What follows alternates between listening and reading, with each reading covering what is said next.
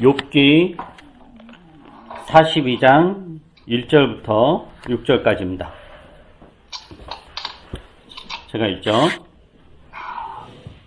욥이 주님께 대답하였다. 주님께서는 못하시는 일이 없으시다는 것을 이제 저는 알았습니다. 주님의 계획은 어김없이 이루어진다는 것도 저는 깨달았습니다. 잘 알지도 못하면서 감히 주님의 뜻을 흐려놓으려 한 자가 바로 저입니다. 깨닫지도 못하면서 함부로 말을 하였습니다. 제가 알기에는 너무나 신기한 일들이었습니다. 주님께서 말씀하셨습니다. 들어라, 내가 말하겠다. 내가 물을 터이니 내게 대답하여라 하셨습니다. 주님이 어떤 분이시라는 것을 지금까지는 제가 귀로만 들었습니다. 그러나 이제는 제가 제 눈으로 주님을 뵙습니다. 그러므로 저는 제 주장을 거두어드리고 티끌과 잿더미 위에 앉아서 회개합니다. 우리가 고린도전서 읽기 전에 욥기를 이렇게 읽었습니다. 욥기가 이제 42장이니까 한 달 넘게 욥기를 이렇게 읽었죠. 읽으면서 여러 가지 그 나눔들을 해 주셨고, 또 다 읽고 나서도 여전히 어떤 좀 찝찝함, 풀리지 않는 그런 것들이 또 있는 것 같습니다. 그래서 오늘은 욥기에 대한 이제 전반적인, 이게 뭘 이야기하고 있는가라는 거를 좀 이야기를 해 보려고 합니다. 욥기를 이제 크게 나누면은 이렇게 몇 가지 단락으로 나눌 수 있는데, 첫 번째는 하나님과 이제 욥을 가운데 두고 하나님과 이제 사탄이 대결하는 게 나오죠. 그 욥기 1장 2장입니다. 욥은 굉장히 의로운 사람이었다라고 합니다. 하나님에 대하여 신실했고, 사회적으로도 종교적으로도 그리고 가정적으로도 굉장히 의롭고 깨끗하고 사려가 깊은, 어디 하나 흠잡을 데 없는 사람이었습니다. 겉과 속이 일치한 사람이었죠. 하나님조차도 욥만한 사람이 없다. 욥이 얼마나 의로운가라고 자랑할 정도였습니다. 그래서 그런 천상에 의해서 욥이 얼마나 의로운가 이렇게 이제 자랑을 했는데, 그때 이제 사탄이 이제 반론을 하나님에게 제기합니다. 욥이 의롭다고 하지만 그 욥이 의로운 이유는 하나님 당신이 그렇게 복을 쏟아 부어 주니까 당연히 의로운 행위를 의로울 수밖에 없다. 근데 만약에 그 복을 거두어 가면 욥이 여전히 의로운 사람은 남겠느냐라고 도발을 합니다. 그래서 이제 하나님이 그렇지 않다, 욥은 의롭다, 그럼 한번 시험해보자 해서 욥에게 고통을 이렇게 줍니다. 목숨만은 남겨두고 욥이 가지고 있었던 재산을 다 물거품을 만들고, 자녀들이 다 죽고, 부인은 악담을 퍼붓고, 몸에는 온갖 악성 종기가 나서 정말 이런 말로 다 표현할 수 없을 정도의 그런 처참한 상황에 놓입니다. 이렇게 이제 극심한 고통을 당하는데, 그럼 이럴 때 욥이 사탄이 이야기한 대로 죄를 지었느냐? 그렇지 않았다는 게 그 욥기 이야기죠. 욥기 한번 1장 22절 한번 보세요. 욥기 1장 22절 한번 보여주시고요.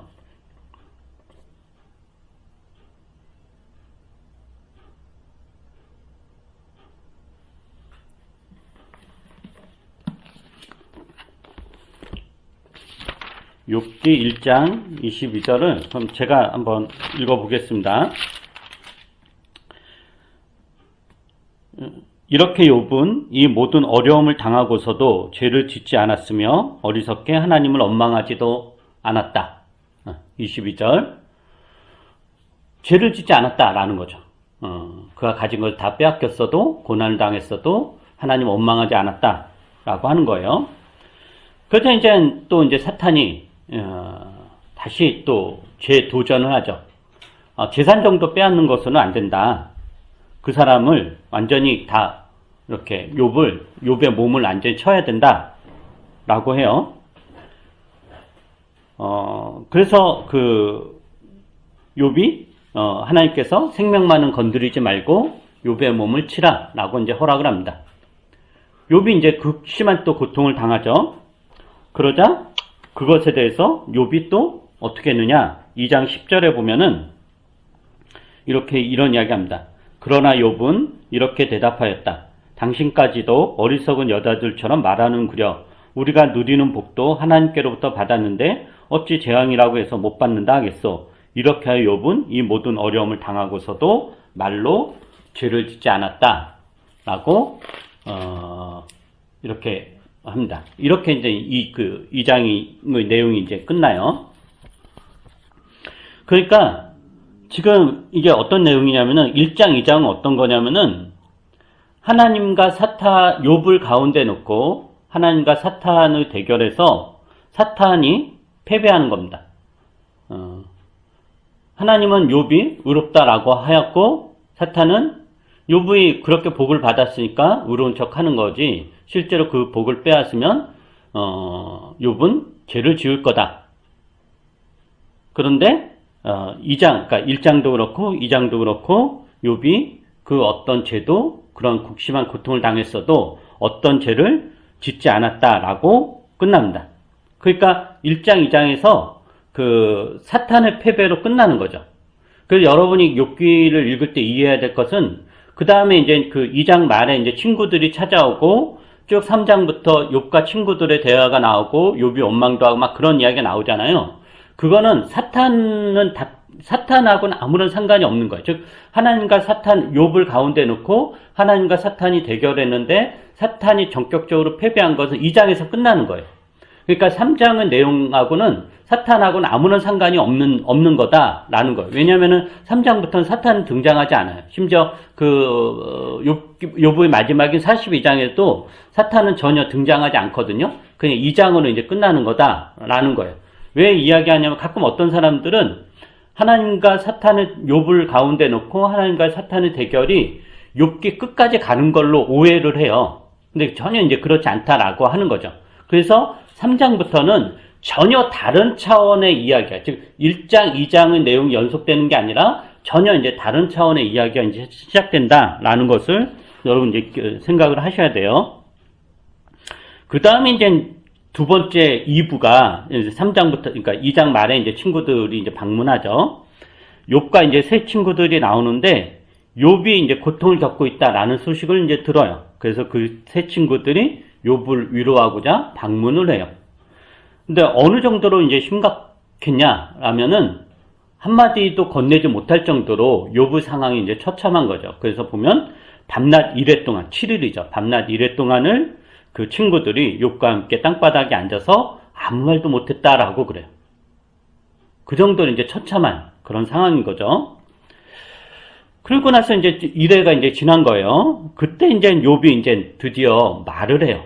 그게 이제 3장의 내용이죠. 욥이 이제 말을 하는데 욥이 친구들을 기대하는 전혀 다른 반응을 해요. 그러니까 1회 동안, 그러니까 욥의 친구들이 찾아왔고 욥의 고통을 보면서 7일 동안 밤낮으로 욥과 함께 있으면서 욥의 친구들이 아무 말도 못했는데 말로만 아무 말도 못했던 거니 속에는 여러 가지 생각이 있었겠죠. 욥의 친구들이. 그리고 그 욥의 친구들의 생각은 뭐냐면은 이 욥이 이 고난을 잘 받아들여서 본인의 죄를 회개하고 하나님께 잘못을 고백하고 이 고난에서 벗어나기를 욥의 친구들은 원했던 거예요.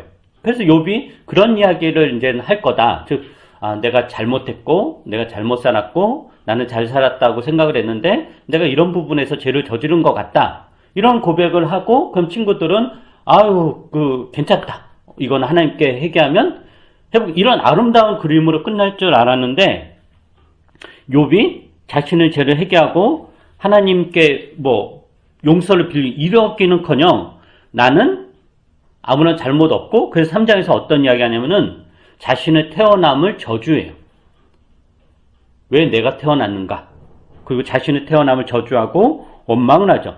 그러니까 욥의 친구들의 어떤 기대했던 반응과는 전혀 다른 반응을 하는 거예요. 그제서야 이제 그 욥의 친구들이 욥을 비난을 해요. 네가 아무리 의롭게 살았다라고 하더라도 네가 모르는 죄가 있을 거고, 그리고 지금 네가 당하는 고난은 너의 죄에 대한 하나님의 심판이고, 그래서 너는 여기서 너의 죄를 고백하고 회개해야 된다 라는 그 내용을 온갖 그 다양한 방식으로, 갖가지 방식으로 이야기를 하죠.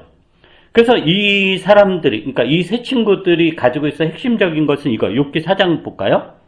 욥기 4장도, 욥기 4장 6절부터 9절 한번 보세요. 하나님을 경외하는 것이 네 믿음이고 온전한 길을 걷는 것이 네 희망이 아니냐? 잘 생각해 보아라. 죄 없는 사람이 망한 일이 있더냐? 정직한 사람이 멸망한 일이 있더냐? 내가 본 대로는 악을 갈아 재난을 뿌리는 자는 그대로 거두더라. 모두 하나님의 입김에 쓸려가고 그의 콧김에 날려갈 것이다. 사자의 울부짖음도 잠잠해지고 사나운 사자의 울부짖음도 그치는 날이 있다. 힘센 사자도 이빨이 부러진다. 이게 이제 욥의 친구들이 가지고 있었던 핵심적인 사랑, 그 내용, 그 신앙이에요. 죄 없는 사람이 망한 일이 있더냐? 정직한 사람이 멸망한 일이 있더냐? 그러므로 네가 이렇게 당하는 것은 네가 죄를 저질렀기 때문이다 라는 것을 굉장히 그 여러 가지 표현으로 이렇게 하는 거죠. 이것에 대해서 욥은 이제 어떻게 반응하냐? 그렇지 않다. 나는 죄를 저지른 게 없다. 나는 잘못된 게 없다. 그래서 나는 내 고통이 이해가 안 된다. 내가 죄를 지어서 이런 고통을 받는다면 나는 힘들지만 납득은 하겠다. 내가 죄를 지었다면 내가 회개하고 이 고난을 받아들이겠지만 나는 죄를 짓지 않았기 때문에 나는 이 고난이 이해가 되지 않는다. 도대체 하나님은 어떤 분이게? 도대체 그 사람은 사람이 아니죠? 그 하나님은 어떤 분이기에 나를 이렇게 고통에 빠뜨리냐라고 계속해서 하소연합니다. 그게 이제 그런 대표적인 그 구절을 보면 욥기 27장 볼까요? 욥기 27장 보세요. 욥기 27장 1절부터 6절입니다. 이게 이제 욥이 했던 이야기가 이런 식으로 계속 이야기를 한 거예요. 앞에도 그렇고 뒤에도 그렇고. 욥이 비유로 말하였다. 내가 살아계신 하나님 앞에서 맹세한다. 그분께서 나를 공정한 판결을 받지 못하게 하시며 전능하신 분께서 나를 몹시 괴롭게 하신다. 내게 호흡이 남아있는 동안은 하나님 내 코에 불어넣으신 숨결이 내 코에 남아있는 한 내가 입술로 결코 악한 말을 하지 않으며 내가 혀로 거짓말을 하지 않겠다. 나는 결코 너희가 옳다고 말할 수 없다. 나는 죽기까지 내 결백을 주장하겠다. 내가 의롭다고 주장하면서 끝까지 굽히지 않아도 내 평생에 양심에 꺼림칙한 날은 없을 것이다. 이게 욥의 일관된 주장이에요. 나는 잘못이 없다. 친구들은 네 잘못이다.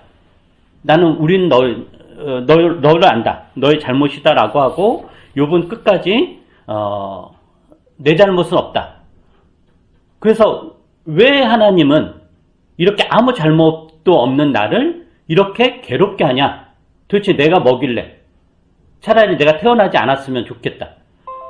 차라리 내가 저주를 받았으면, 나는 저주받은 존재다 라고 이야기를 하는 거죠. 이게 이제 계속적으로 반복이 되는 거예요. 그래서 이제 이 세 친구들의 결론이 어떻게 되냐면은 욥기 32장 한번 볼까요? 욥기 32장. 이 세 친구들과의 결론이 1절부터 5절 한번 보세요. 제가 읽어볼게요. 욥이 끝내 자기가 옳다고 주장하므로 이 세 사람은 욥을 설득하려고 하던 노력을 그만뒀다. 그러니까 욥은 계속 자기가 옳다고 주장하는 거예요. 내가 왜 이 고난을 받냐라는 거죠. 2절 욥이 이렇게 자기가 옳다고 주장하면서 모든 잘못을 하나님께, 왜냐면 내 잘못 아니었는데 이런 고통이 생겼다. 그럼 당연히 하나님 잘못인 거죠. 모든 잘못을 하나님께 돌림으로 옆에 서서 듣기만 하던 엘리후라는 사람, 이 엘리후는 이 세 명의 친구와는 또 다른 사람이에요. 듣다 못하여 분을 더 이상 참지 못하고, 여기서 컴퓨터에서 가렸네. 화를 냈다. 엘리후는 람 족속에 속하는 부스 사람 다리겔의 아들이다. 엘리후는 또 욥의 세 친구에도 화를 냈다. 그 세 친구는 욥을 정죄하려고만 했지 욥이 하는 말에 변변한 대답을 하지 못했기 때문이다. 그들 가운데서 엘리후가 가장 젊은 사람이므로 그는 다른 사람들이 말을 끝낼 때까지 기다려야만 하였다. 그런데 그 세 사람이 모두 욥에게 대답을 제대로 하지 못하였으므로 그는 화가 났다. 이게 이제 세 친구들과 논쟁의 결론이에요. 욥은 끝까지 자기 주장을 굽히지 않았다라고 하는 거죠. 그러니까 나는 잘못 없다. 근데 그 세 친구들은 네 잘못이다. 너 잘못했다 하면서 욥을 계속 정죄했다라고 하는 거예요. 그래서 이제 엘리후가 등장하는데 엘리후는 지금 어떻게 나오냐면은 욥에게도 화가 나고 그 세 친구에도 화가 나요. 욥에게 화가 난 이유는 뭐죠? 욥에게 화가 난 거는 끝까지 자기 잘못을 계속 모든 잘못을 하나님께 돌리기 때문에, 그러니까 자기가 옳다고 주장하면 2절에 나온 것처럼 자기가 옳다고 주장하면서 모든 잘못을 하나님께 돌리기 때문에 욥이 엘리후는 화가 난 거고, 또 세 친구들한테 왜 화가 났냐면은 제대로 욥의 논증을 격파하지 못하고 계속 욥만 정죄하는 그걸로 인해서 화가 났다라고 하는 거예요. 그래서 이제 엘리후가 그 6절부터 이제 반론을 제기해요. 굉장히 예의 바르게 그 욥과 그 세 친구에게 반론을 제기하는데, 쭉 내용을 여러분 쭉 읽어보면 그 반론이 어떤 내용이냐면 이거예요. 네가 하나님에 대해서 얼마나 아느냐 이거예요. 지금 네가 당하는 고통으로 인해서 하나님을 욥에게 하는 이야기죠. 지금 네가 당하는 고통으로 인해서 하나님을 다 안다고 여기고 하나님을 판단하는데, 네가 하나님에 대해서 알면 도대체 얼마나 아느냐, 얼마나 하나님에 대해서 안다고 그런 교만함을 떠느냐가 엘리후의 이야기예요. 그거에 다른 게 없어요. 그리고 나서 아주 갑작스럽게 이제 38장 이제 그 3부, 그러니까 엘리후가 세 번째 그 큰 단락이고, 네 번째 단락으로 이제 그 38장이 이제 시작이 돼요. 하나님이 이제 등장을 해요. 드디어 하나님이 등장을 하는데 38장에서 하나님이 욥에게 반론을 제기해요. 그 38장, 39장 쭉 반론을 제기하는데 여러분이 알 거예요. 내용들 보면 다 이게 어떤 내용이죠? 욥에게 내가 실은 너에게 이렇게 고난을 준 이유는 이러이러해, 이런 걸 설명하는 게 전혀 아니죠. 하나님이 욥에게 하는 이야기는 뭐냐면은 이거예요. 네가 나에 대해 무엇을 아느냐 이거예요. 네가 나에 대해 알고 있는 것이 도대체 무엇이냐. 네가 지금 나를 이렇다 저렇다 말하는데 나에 대해 뭘 안다고 그런 말을 짓거리느냐가 하나님이 하는 이야기예요.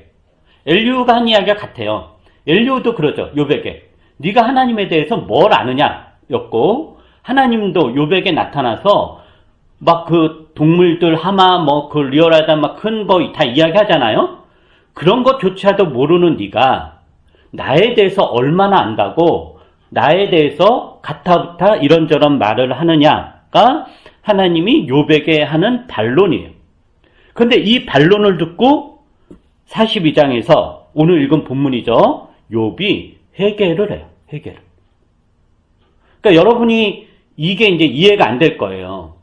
아니 하나님이 차근차근히 내가 너한테 고난을 준 건 이렇게 해서 욥이 설득당해서 제가 잘못했네요 라고 해가지고 그렇게 42장에 나오면 이해가 될 텐데, 그 하나님이 한 이야기는 뭐 그런 내용을 이야기한 게 아니라, 야 네가 얼마나 나에 대해 알아? 너 하마가 어떻게 움직이고 어떻게 되는 너 아니?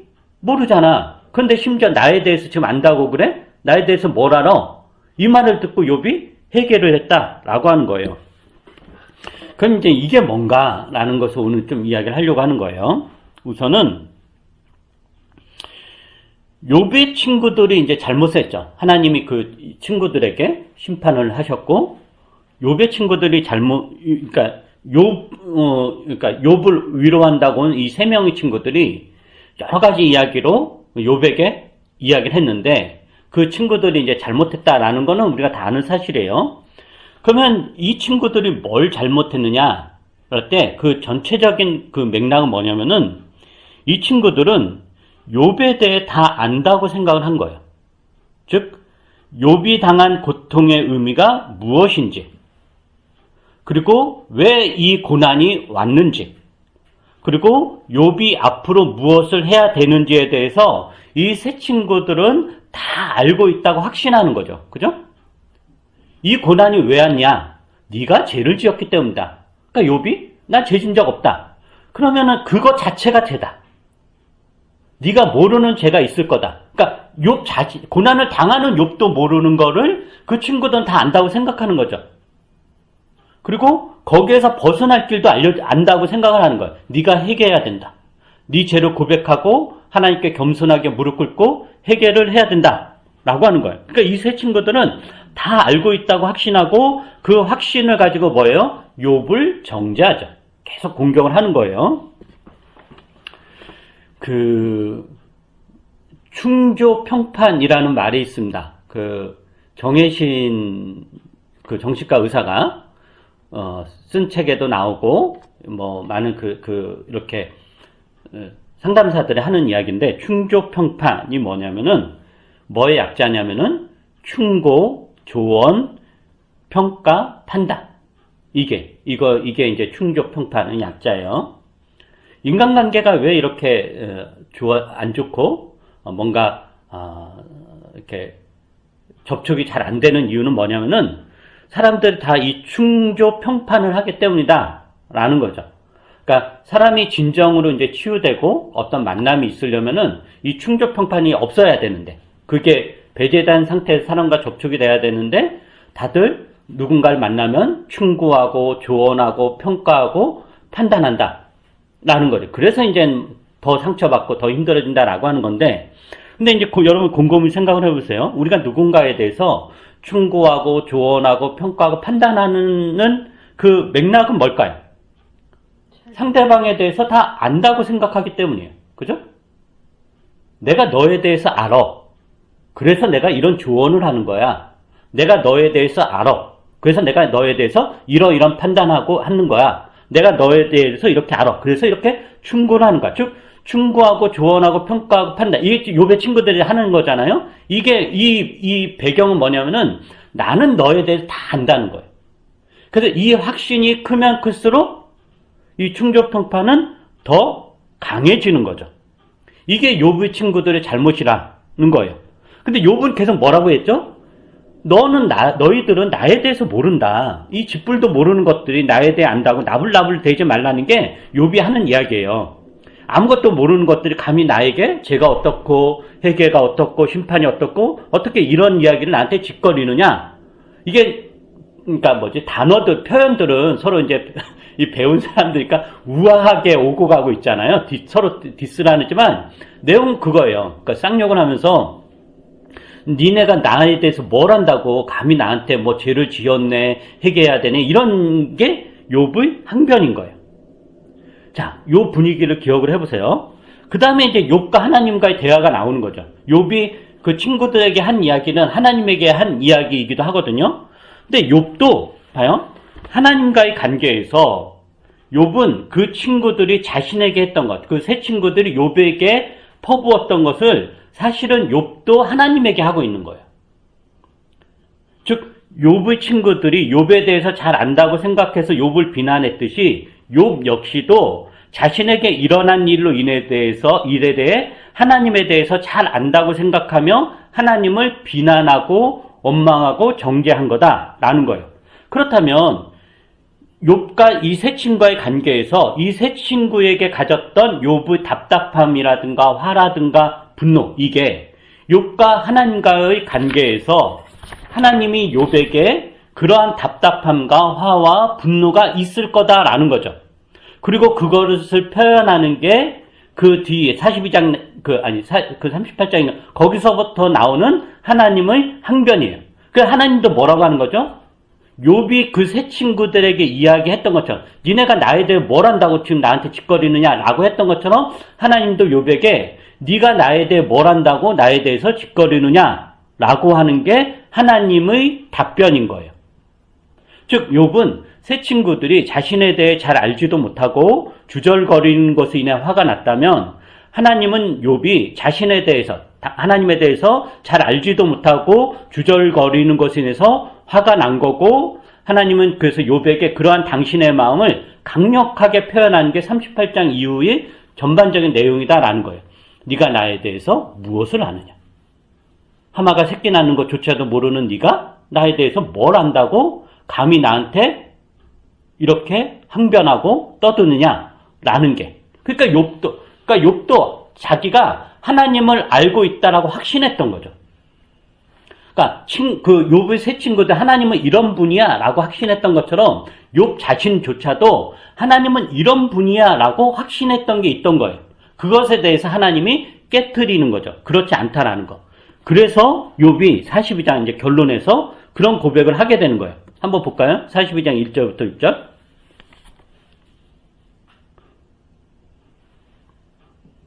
42장 1절에서 6절. 제가 읽죠. 이게 42장이요.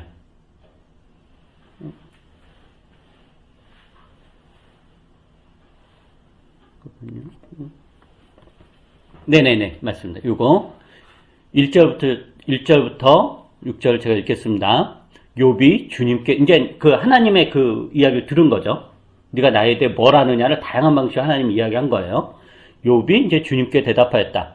주님께서는 못하시는 일이 없으시다는 것을 이제 저는 알았습니다. 주님의 계획은 어김없이 이루어진다는 것도 저는 깨달았습니다. 잘 알지도 못하면서 감히 주님의 뜻을 흐려놓으려 한 자가 바로 저입니다. 깨닫지도 못하면서 함부로 말을 하였습니다. 제가 알기에는 너무나 신기한 일들이었습니다. 주님께서 말씀하셨습니다. 들어라, 내가 말하겠다. 내가 물을 들어이니 내게 대답하여라 하셨습니다. 주님이 어떤 분이시라는 것을 지금까지는 제가 귀로만 들었습니다. 그러나 이제는 제가 제 눈으로 주님을 뵀습니다. 자, 이게 지금 이야기한 맥락에서 뭐죠?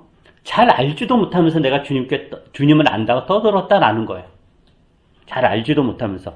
결국 욥의 불평과 원망은 결국 하나님을 몰라서 생기는 것이구나.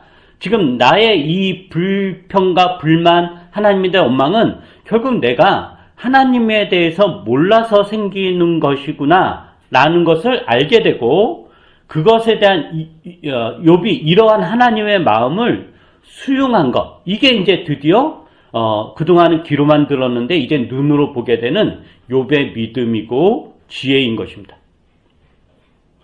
이게 욥의 큰 깨달음인 거죠. 내가 하나님에 대해서 모르는구나.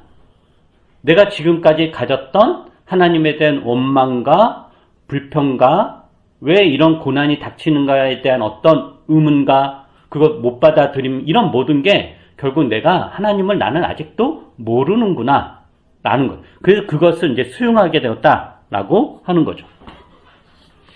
이거를 우리가 이제 어떻게 우리 삶에 적용할 수 있을까? 그랬을 때 첫째는 하나님에 대해 우리는 아는가? 이런 생각을 해봐야 됩니다. 하나님에 대해서 아는가? 하나님을 부인하는 사람들이 있죠. 하나님을 믿지 않는 사람들, 또 하나님을 신앙을 가졌다가 신앙을 이렇게 떠난 사람들이 있어요. 그 사람들이 떠난 이유, 하나님 믿지 않는 이유는 나름대로 이유가 있죠. 그죠? 나는 이러이러해서 하나님을 안 믿어 라는 거. 근데 그거야말로 하나님에 대해서 다 안다고 생각하는 사람들이죠. 왜냐면 자기가 아는 하나님이라는 게 딱 이렇게 그려져 있는 거고, 그리고 그거에 대해서 내가 못 받아들이니까 이제 떠나고 믿지 않는 거다라는 거죠. 더 나아가 우리가 우리 삶에 대해서 어떤 불평과 불만을 갖고 하나님을 원망하는 것도 어떻게 보면 하나님에 대해서 다 안다고 생각하기 때문 아닐까라는 거죠. 하나님은 이러이러해야 하는 분인데, 내가 아는 하나님은, 내가 믿는 하나님은, 내가 정리한 하나님, 내가 확신하는 하나님은 이러이러해야 하는 분인데 왜 나에게 저렇게 하시는가? 하나님은 나를 싫어하는구나. 이런 게 다 뭐냐? 내가 하나님에 대해서 다 안다고 생각하기 때문에 벌어지는 일입니다. 그러나 우리의 신앙은 뭐냐? 내가 지금 하나님에 대해 알고 있는 것보다 더 알아야 될 것이 훨씬 더 많고 더 풍성하다라는 것, 이것을 받아들이는 것, 이게 그 신앙의 큰 진전인 것입니다. 더 나아가서 사람에 대해서도 우리가 이야기할 수 있습니다. 사람에 대해서 알아가야 된다는 것. 우리가 사람에 대해 다 안다라고 생각하는 게 얼마나 큰 편견을 갖고 그 편견을 위해서 충고하고 조언하고 평가하고 판단을 하게 되는데, 그러나 우리가 사람에 대해서 얼마나 잘 아는가. 사실은 오늘 본문에 나온 것처럼 잘 알지도 못하면서 함부로 말하는 것이 얼마나 많은가. 이런 맥락에서 우리의 신앙이라는 거, 신앙생활이라는 거 결국 누군가를 판단하고 정죄하는 게 아니라 하나님과 더불어 사람에 대해서 계속해서 알아가는 것, 그 알아가는 것으로 수용하는 것, 이게 어떻게 보면 우리의 신앙의 큰 방향이 되어야 되지 않을까라는 생각이 들고, 이게 욥이 우리에게 주는 큰 교훈인 것 같습니다. 기도하겠습니다. 사랑 많으신 하나님, 우리가 그 욥의 큰 고난을 통해서 참 이해할 수 없는 그 고난을 통해서 여러 가지 생각을 하게 됩니다. 근데 우리가 참 이해할 수 없다고 해서 보통 우리는 그걸 못 받아들이고, 우리가 이해할 수 없다고 해서 그것을 부당하다고 여기는데, 어떻게 보면 우리가 아직도 다 알지 못해서, 잘 알지 못해서 그러는 것임을 우리가 오늘 욥의 그 교훈을 통해서 배우게 됩니다. 우리 인생에 얼마나 알지 못하는 일들이, 우리가 받아들일 수 없고 납득할 수 없는 일들이 얼마나 많이 일어납니까? 그래서 때로는 하나님을 원망하고 사람을 원망하기도 합니다. 그러나 그런 것이 우리가 아직은 다 알지 못해서 생기는 마음임을 깨닫게 해주시고, 그래서 다 알지 못해서 생기는 그 원망과 불평을 내려놓고 하나님을 온전히 알아가는데 우리의 전 인생을 쏟아부을 수 있도록, 그 인생의 방향을, 삶의 방향을 그렇게 가져갈 수 있도록 은혜를 베풀어 주시옵소서. 감사드리며 예수님 이름으로 기도합니다. 아멘.